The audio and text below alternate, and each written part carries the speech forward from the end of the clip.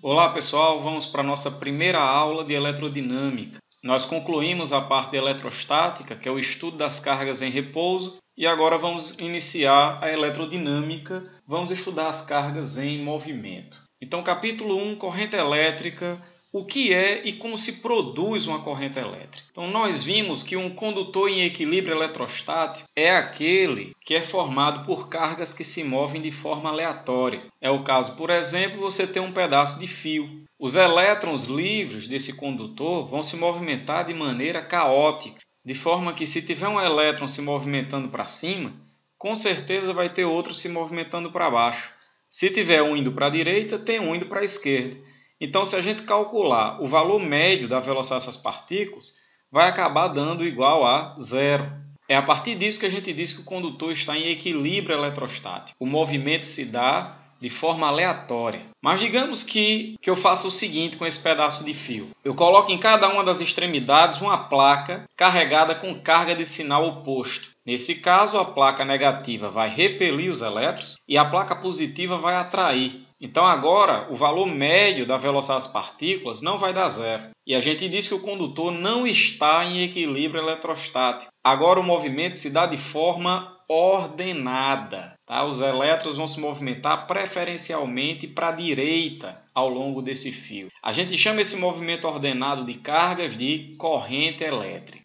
Mas perceba que eu tenho um problema aqui. À medida que os elétrons fluem da placa negativa para a placa positiva, a placa negativa vai ficando cada vez menos negativa e a placa positiva vai ficando cada vez menos positiva, já que ela recebe elétrons. Então a tendência dessas placas é de aos poucos elas se neutralizarem. E quando isso acontecer, não vai ter mais motivo algum para os elétrons irem para um lado ou para o outro. A gente vai ter de novo os elétrons se movimentando de maneira caótica, o condutor vai voltar a estar em equilíbrio eletrostático.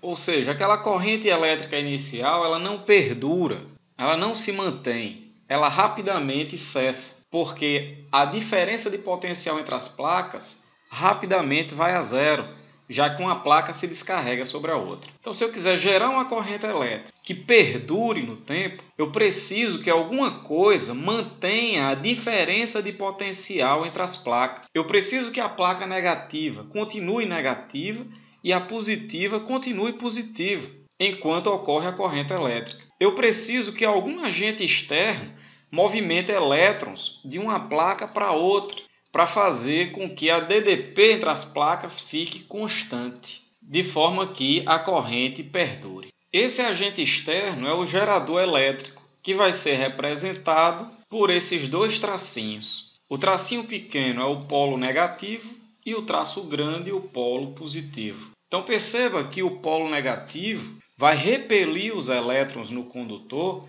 de forma que eles fluam para a direita, sendo atraídos pelo polo positivo. Devido à transformação da energia potencial química em energia potencial elétrica no gerador, essa DDP no gerador se mantém aproximadamente constante, de forma que a corrente elétrica perdure, de forma que os elétrons saiam do polo negativo ao polo positivo. Toda essa ligação do gerador com o condutor é chamado de circuito elétrico. Essa parte externa ao gerador é chamado de circuito externo. Então a bateria realiza trabalho sobre o circuito externo. Ela fornece energia para que a corrente elétrica se mantenha. Então, para que exista uma corrente elétrica no circuito, é necessário duas condições. Primeiro, o circuito elétrico deve estar fechado. Aí você pode pensar, então quer dizer que se eu pegar o condutor, se eu fechar o circuito, vai passar uma corrente elétrica por ele. Não, porque não vai existir uma tendência desses elétrons livres se movimentarem nem num sentido nem no outro. Então não basta só o circuito estar fechado. É necessário que exista nesse circuito uma diferença de potencial elétrico. Porque a gente viu no capítulo de potencial que os elétrons, por terem cargas negativas, sempre vão ter a tendência de ir para potenciais maiores. Então eles vão sair do polo negativo para o polo positivo. E se eu tiver apenas a segunda condição? Existir uma DDP, mas o circuito não ser fechado. Por exemplo, digamos que eu abra o circuito.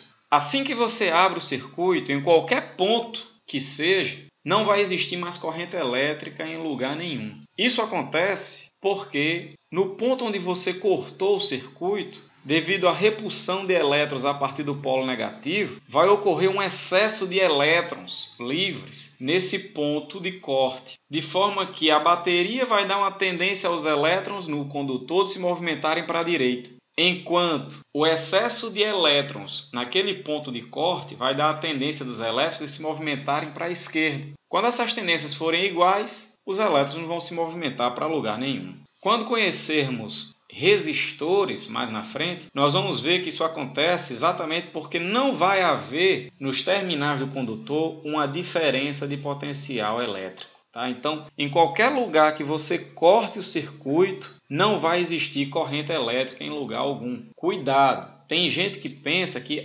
o fluxo de elétrons está vindo da esquerda para a direita, então como eu cortei o fio depois do condutor, o fluxo de elétrons vai passar pelo fio e só depois ele vai notar que não tem passagem. Não, o fluxo de elétrons não sai nem do polo negativo da bateria. Cortou, não tem corrente. Então são duas condições para existir uma corrente elétrica que perdure no sistema. É que o circuito esteja fechado e que a gente mantenha uma diferença de potencial elétrico. Então vamos fazer uma comparação entre a situação elétrica e a situação gravitacional. Se a gente tiver um condutor que coloque entre as duas extremidades placas com carga e sinais opostos, a gente vai produzir uma corrente elétrica que rapidamente vai ser cessada, porque as placas vão se neutralizar. É algo análogo ao que acontece no caso gravitacional. Se você liberar um corpo de uma determinada altura, ele vai rolar por essa superfície até que ele para quando atingir o ponto mais baixo. Mas esse processo não se repete, já que não existe um trabalho externo para repor essa energia e o ciclo se repetir. As situações análogas com trabalho externo são as seguintes. Se a gente ligar ao fio um gerador, ele vai fornecer energia a esse circuito de forma que essa corrente elétrica perdure. A gente tem uma corrente elétrica contínua ao longo do tempo. Da mesma forma, no caso gravitacional, se você liberar um corpo de uma determinada altura, ele vai rolar por essa superfície e se alguém continuamente repor essa bolinha no ponto mais alto, o processo vai se repetir continuamente. Enquanto a pessoa colocar a bolinha na parte mais alta e liberar, esse sistema vai ter um ciclo fechado, ele vai se repetir continuamente, que é o caso análogo da corrente elétrica permanecer no circuito porque tem um gerador fornecendo energia continuamente. Então, resumo da aula de hoje. A corrente elétrica vai ser um movimento ordenado de cargas.